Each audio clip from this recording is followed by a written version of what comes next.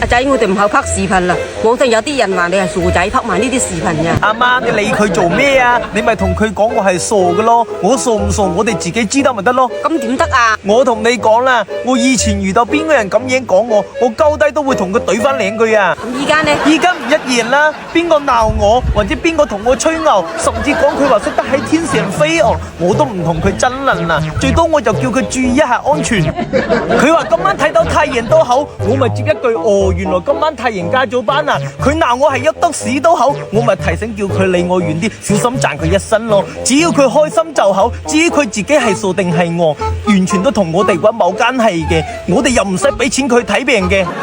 真話有刺，實話有道，所以你要記住，生活中遇到啲戇仔唔好去爭論。生活唔係叫你去改變人哋嘅，係要自己過得舒服嘅。改變自己嘅係神，想要改變人哋嘅係神經病。我同你講啦，唔好同戇仔爭論對與錯，贏咗你比戇仔仲要戇，輸咗你連戇仔都不如，平手嘅話你同戇仔根本冇咩區別。所以你要記住，要支持佢個一切觀點，贏佢成為最戇嘅戇仔。學到嘢未啊，媽咪？學到啦，最叻你啦！